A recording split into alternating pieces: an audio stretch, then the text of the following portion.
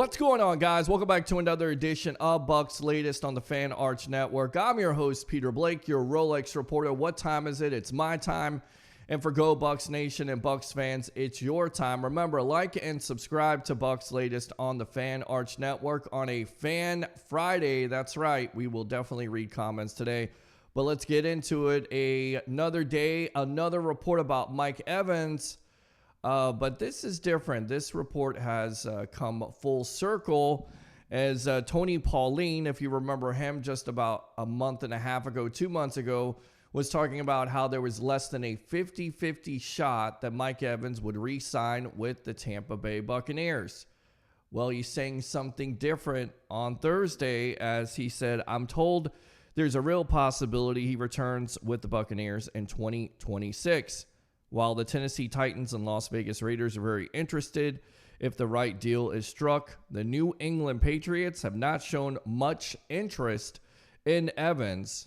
Also, Brady being familiar with Evans, and also GM John Spytek has a relationship with Evans from Tampa Bay. As well, Evans doesn't have youth on his side, but the Raiders need a veteran presence in the wide receiving room with Jacoby Myers no longer in the picture now with the Jacksonville Jaguars. This is very interesting because what happened on Thursday is DJ Moore got traded from the Chicago Bears to the Buffalo Bills. That was my biggest concern, in my opinion, that Evans could go to Buffalo. In fact, Pauline says the same. Buffalo showed a lot of interest in Evans last week during the Combine, was sure to make a move for the All-Pro wideout if he hit the free agent market.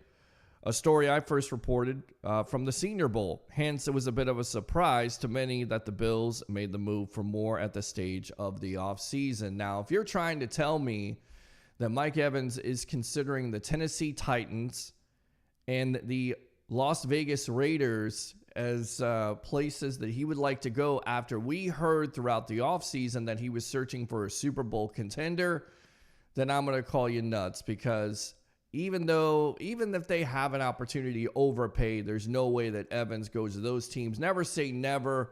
I get it. There are teams that we've talked about, the San Francisco 49ers, New England. But as he says from this report, New England has not shown a lot of interest. So it seems more likely that now Evans will end up back with the Tampa Bay Buccaneers, just like we talked about on this show on Bucs Latest. So what do you think, fans? This report, once again, going full circle here. Evans resigns. Do you feel more optimistic that this is going to happen now? Are you ready for the Mike Evans rumors to die? Are you ready for the Mike Evans saga and drama to end? We're getting almost to that time as the legal tampering period is coming up on Monday afternoon at noon here on Bucs Latest on the Fan Arch Network. So let's move on from Mike Evans, because I know you guys are sick of talking about it. I'm never sick of talking about this, but we're definitely going to have some closure here in the next couple of days. Now, this was interesting rumor from yesterday. Of course, Trey Hendrickson being rumored by Adam Schefter that he could be joining the Tampa Bay Buccaneers. He would prefer to join the Tampa Bay Buccaneers. Well, WalterFootball.com says the Bucs are legit. Are the Bucs legit at this point? Fans put it in the box, but this is what WalterFootball.com had to say. There were two primary reasons why the Buccaneers won the Super Bowl 5 years ago. The first was obviously Tom Brady. The second was the defense was suffocating with great ability to pressure the quarterback. The Buccaneers have lacked the ability to generate pressure, but obtaining Trey Hendrickson would change that and would allow the Buccaneers to become a legitimate threat in the NFC. So legitimate threat in the NFC to get Hendrickson. What do you think, Go Bucs fans and Bucs Nation? I like it a lot. I definitely think it's one of the main reasons why you have to get excited, because I think these dominoes start to fall into place. If Hendrickson gets signed, and I think that would attract Evans to re-sign, and then, of course, possibly Levante David to come back. And then at that point, you would definitely have to feel like they are legitimate. This has been the Achilles heel of the Bucs the last 2 to 3 years, not able to get after the quarterback. And you would have to think, just have to think here, and assume that getting Trey Hendrickson would definitely solve the Bucs problem. So what do you think, Bucs fans? Go Bucs fans, Bucs Nation. Are the Bucs legit if they get Trey Hendrickson? If they get a player like Max Crosby, put the comments there in the box on Bucs Latest on the Fan Arch Network. Once again, I'm your host, Peter Blake, your Rolex reporter. Let's move on here to Todd Bowles and what he thinks after coming out of the Combine with interviewing players and how important it is. Don't tell the Jacksonville Jaguars that or some other teams, but Bowles says going in, it's really getting to know the player through the interview process, and that is big for me. Bowles was on the Rich Eisen show talking about this. You can watch the tape, but you do not know the person, and you do not know the player, and you do not know the work ethic.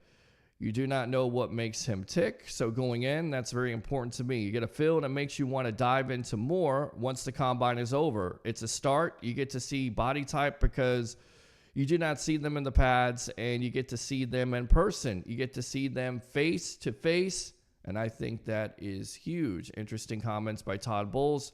Once again on the Rich Eisen show talking about the interview process and how important it is. That's why the teams go down or go up there, not go down, go up there to the Indianapolis Combine to interview players. 319 players invited in 2026. So you've got to feel like Todd Bowles, Jason Light, and the organization did a lot of face-to-face interviews, formal, informal, whatever that took, because there are big-time needs on this team to improve in 2026. Talking about Emeka Egbuka, who was a star the first half of the season, maybe not necessarily the second half, as he even admitted that he hit the rookie wall. Bowles says Emeka was great, and obviously he comes from a great program, and they talked about him all year. I felt like I knew him coming in already when he came on the 30 visit. Everything about him, everybody you talk to, from the weight room to the equipment people to the coaches to the friends to the teammates, he was top of the line. You couldn't mess with this guy. He had no flaws, no enemies, and I thought that was very rare, and he carries himself that way. He just came in as he was advertised. So how excited are you about Emeka Egbuka in 2026? Do you think that he can step up? Even if Evans comes back, can he step up as a number one, a number two wide receiver? Put the comments in the box there on Bucs Latest. And what do you think, once again, of Todd Bowles and his comments about interviewing players? So it is that time here on a Fan Friday as we will read comments, and we'll see how these comments go, because there were a lot of them. And by the way, let's mention this. On that Monday, over 5,000, in fact, 5,200 views. Keep on liking and subscribing to Bucs Latest on the Fan Arch Network, because we love that here. Let me go out to some of these comments. Keith Henning, great hire. I believe he's talking about me, because I don't think the Bucs hired anybody this week. So thank you very much. I appreciate the follow and the like and the subscribe here on Bucs Latest. James XX6KY, foolish if the Bucs pick up the fifth-year option for Kancey. Let's see if this guy can play one friggin' full season. I definitely tend to agree. I love Kancey, but you would think that they would allow him to play one season before they pick up the fifth-year option. But you're exactly right. He has to stay on the field and hasn't been able to. Once again, it kind of reminds you of Gerald McCoy when he got drafted by the Bucs. The first couple years there, he had injuries, didn't see the field. But then after that, became a bright spot for a lot of Bucs fans to watch, especially with those bad teams and that bad defense. Now let's go out to Glenn Halt. As far as MK13 goes, you're telling us nothing, so let it go until you have something to say. Well, I told you something today. I thought that report was pretty optimistic. But yeah, I'm tired of the Mike Evans saga too, as it continues, and we'll see how it ends here in the next couple of days. Next week, by the way, on Monday at noon, with the legal tampering period taking place. R. Strader, 2516, must have just come out of church. He said, amen. So amen to that. Real Tormek, let's hope the games are legit and not rigged. I hate to think and feel that way. So thank you very much for the comment. Don't know about the rigging of games. John Curcio 9806. Aren't we the same team that had JPP, Seuss, Shaq as free agent pickups? Lenny, Antonio, Brady. Where's the same attention to a new stable? It's a good point. They definitely splurged at that point. Jason Light making trades, going in the free agency, making sure that team was Super Bowl ready so Tom Brady could arrive, and then bringing Lenny and Antonio Brown that same year. Always one of my favorite years. Kancey plays defensive end, defensive tackle. We need versatility. Godwin, if any receiver can go. Thank you very much, Thomas Hodges, 1941. Dave, TMTMTL.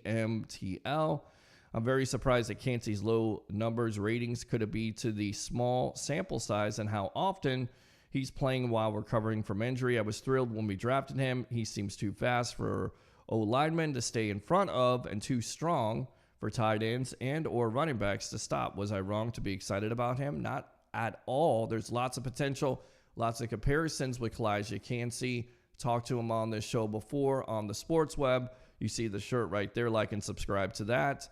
An engaging young man, can definitely get it done, has lots of potential. The problem is he hasn't been able to stay on the field. James XX6KY, by the way, Baker was 16 touchdowns, 2 picks after 8 games. Then final 9 was 10-9. Pretty sure it was 13-2, but I'll let you have that one. We'll check on our staff there when it comes to statistics. Mario Buck says, ultimately, Jason Light won't cash in free agency. The Bucs will be using the same defensive scheme with stubborn head coach Bowles. If that happens, more than likely the Bucs are not going anywhere, and some heads could roll in 2026 and 2027, especially 2027. Man, Grizz, total failure. Supposed to keep Liam's offense. Well, that didn't fly, so now Robinson hopefully can.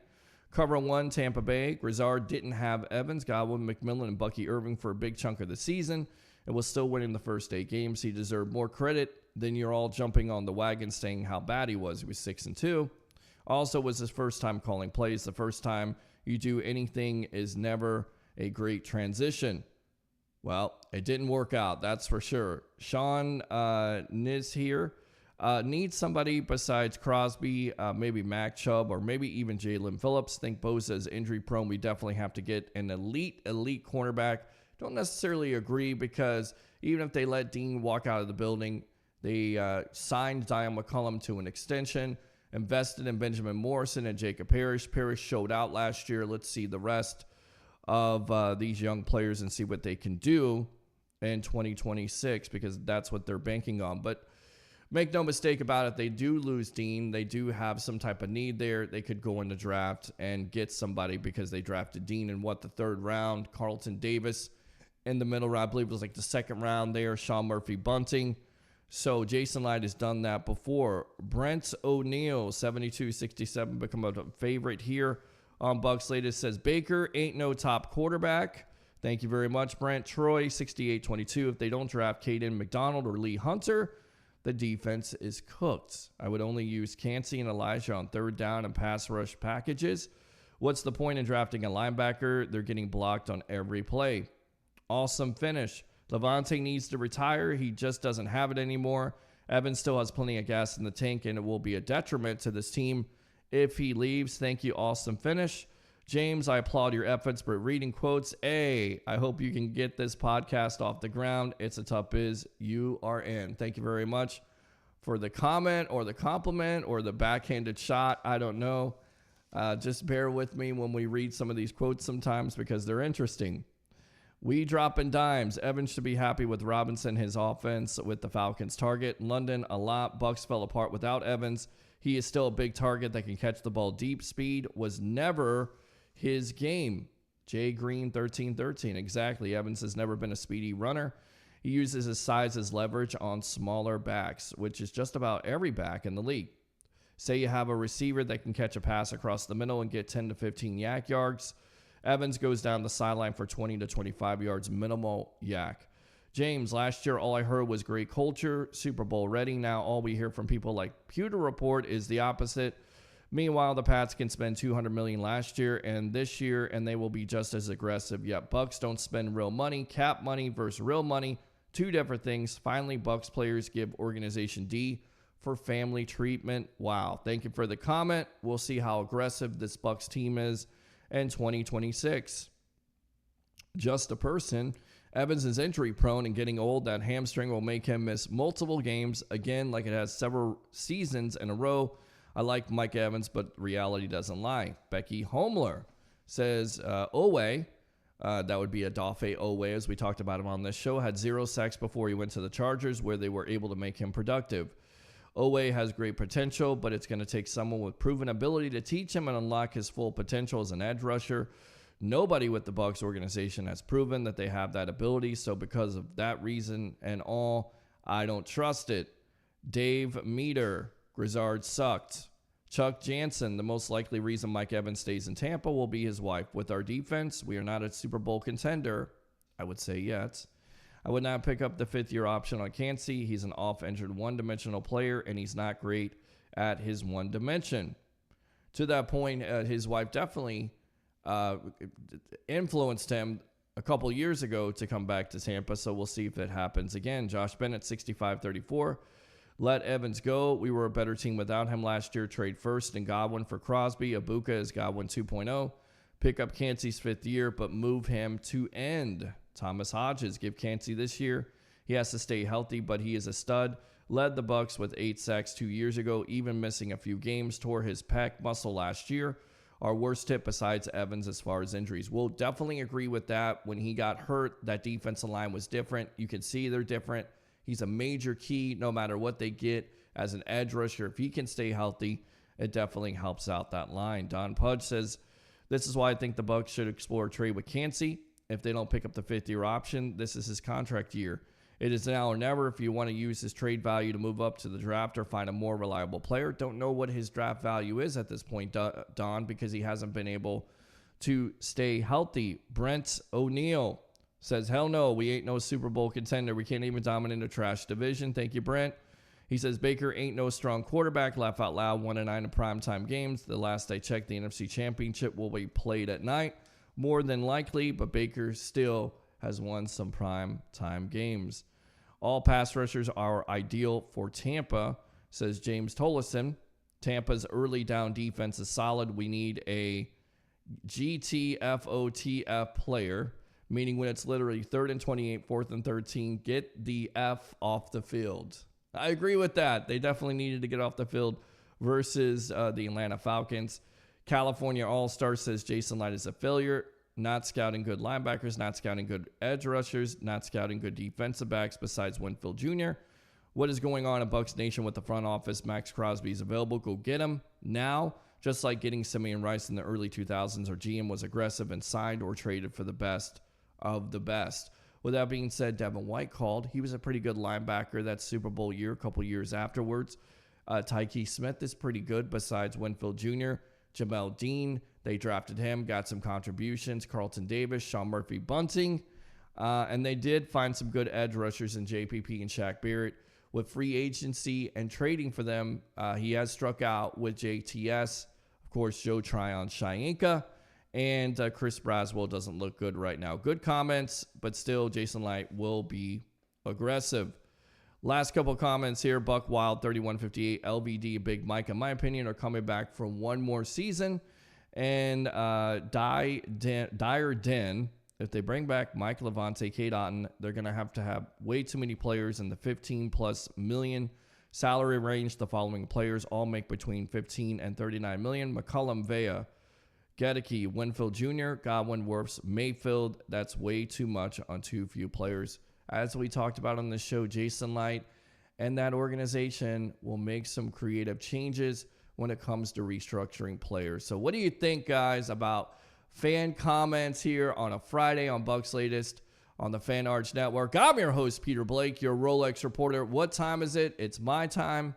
And, of course, for Go Bucs fans and Bucs Nation, it's your time. We'll see you next time on Bucs Latest on the Fan Arch Network. As we always say on the show to end it off, Go Bucs.